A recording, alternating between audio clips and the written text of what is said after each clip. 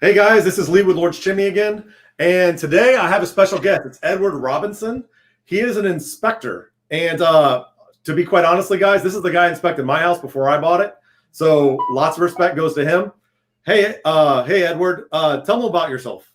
I've been doing inspections for a little over 30 years.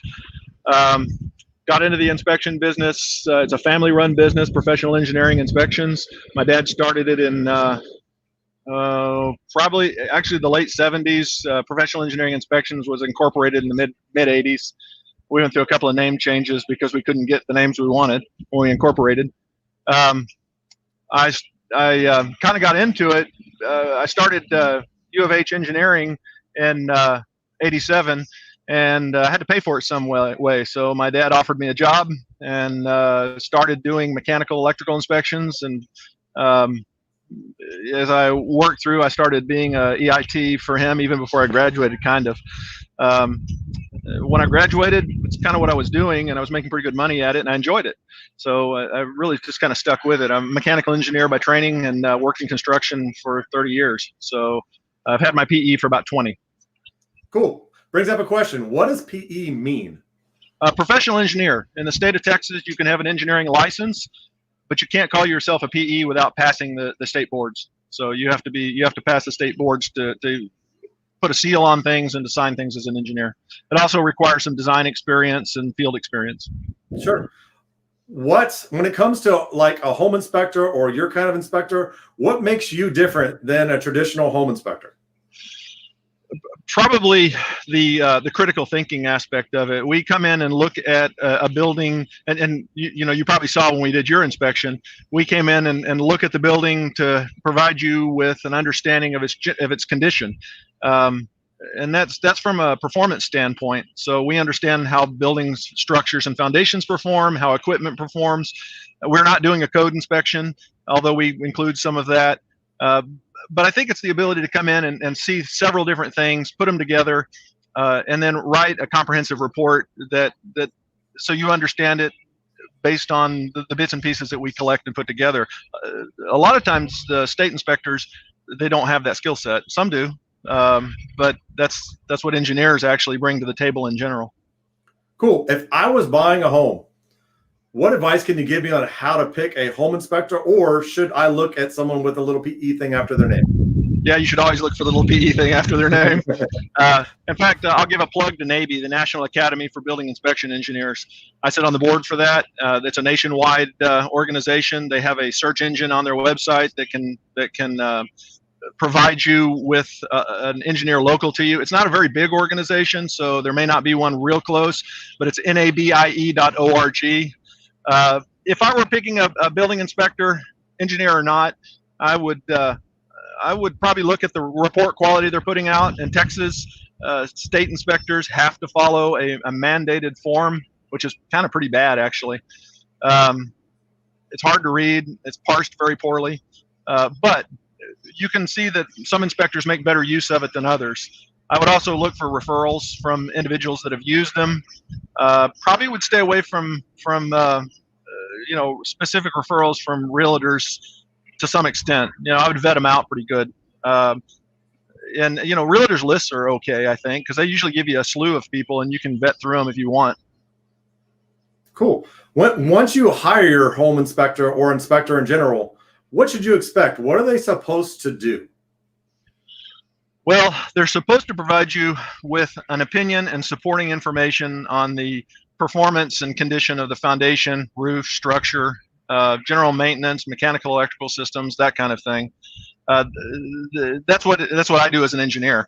The state also has a standards of practice that does require some code interpretation, although they claim they don't. They do require some code interpretation that some of that we don't do because they change the code about every 3 years. Cities adopt it on a non-regular schedule about every 6 years in Houston, and you can imagine you end up with layers of code that don't apply to the house you're looking at. The only code that applies to your house is the one it was built under, and you're not required to bring things up to current code. So you look at a 50s house, there may not have been a code when that one was built. City of Houston codes don't start until the 60s. So that's that you kind of end up with that when you hire a Trek inspector sometimes. That's why it's good to review reports when you're looking for an inspector, because you want to figure out how much information are they actually giving you. Is it good, and is it meaningful? And it's kind of tough when you're writing a report sometimes to be sure that you don't color the report, but you provide good information, supporting information, and a good and then an opinion based on that. Sure. I mean, one of the issues we run into all the time is the same thing: is when was the fireplace built? What was the current code? For us, we have trouble with how do you put together a report that has the information that the customer needs? Because a lot of times the answer is, why did they change the code? Right. Especially for us, we're putting fire in people's homes.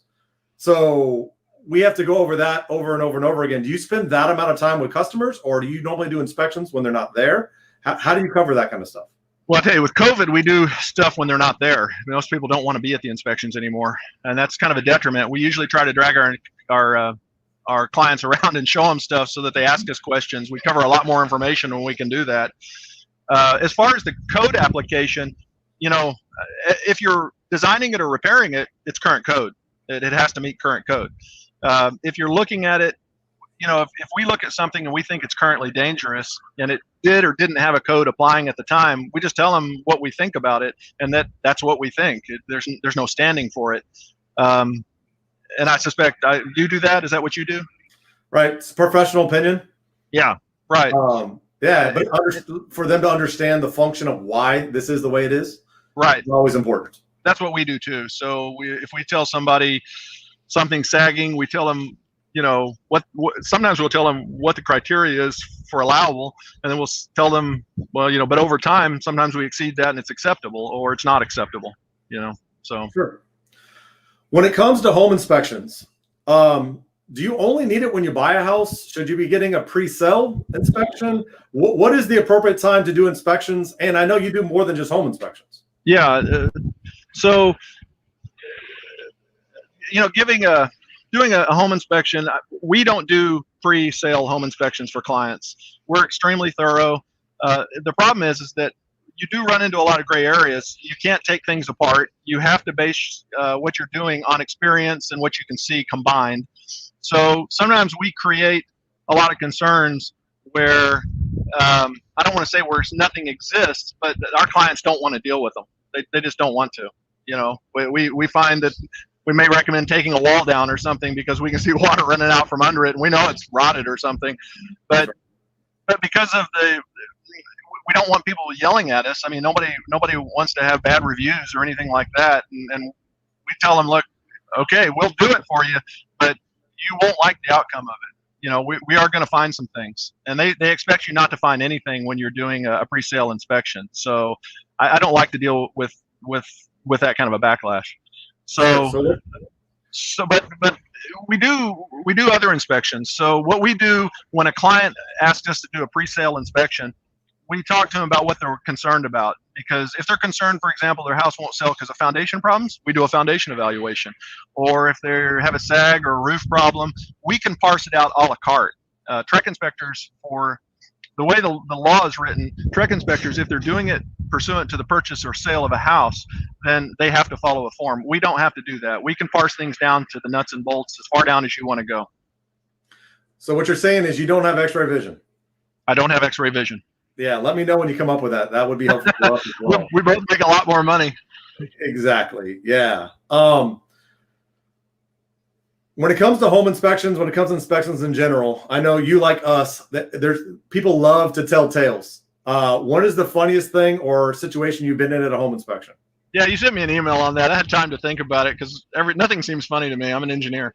I was standing out in front of a house one day and I was trying to get in and knocking on the door and nobody was answering, and I looked across the street and there was a guy standing out on the stoop of that house. And I looked at the forms and I had the right address, and the guy looked at me and he screamed across the street, are you Ed Robinson with Professional Engineering? I said, yeah. He says, this is the house. And I said, no, this is the house. And it turns out he had a contract on the wrong house. Yeah,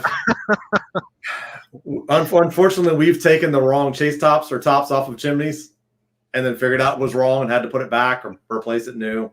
I've only done that once or twice where I started an inspection on like a new construction or had to crawl under a house and find out you're under the wrong one. You spent half an hour there getting dirty and it was the wrong house. Sure. So. Yeah. I've done that.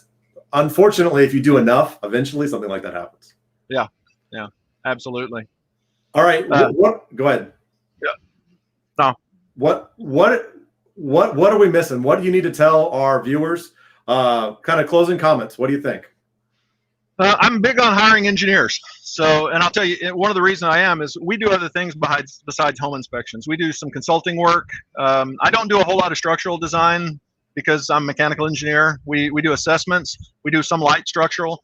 We usually refer out our structural design.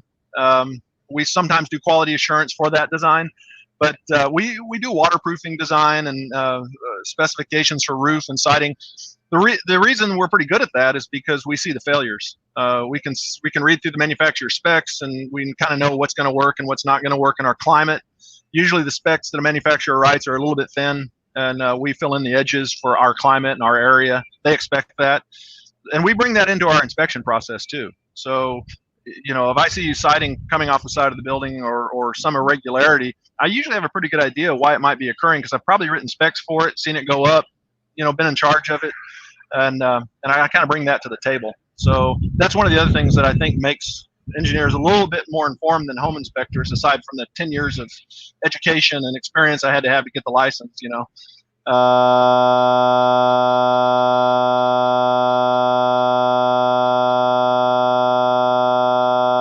So I think that's probably about the only thing I have to cover. Sure. I know you've been a good resource for me for asking questions. If someone wanted to contact you, what's the best way to contact you? You can contact us through our website at profengineering.com. That's PROF engineering.com.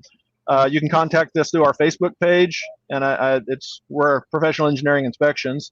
I think that's about it. You can contact us directly through our office at 713-664-1264. Feel free to contact me with any questions you have. I work with Lee from time to time in both directions. I'm not an expert in fireplaces, so we bring Lee in when we have a fireplace. But he has contacted me on some flashing details before and structural support for hearths and things of that nature. Yep. Well, thanks, Edward, for coming on. If anybody finds this valuable, please share it, like our Facebook page, share it. Also on YouTube, follow our channel. And next week, we'll have someone else on. Hey, thanks, Edward, for being on. Hey, thanks for having me. No problem.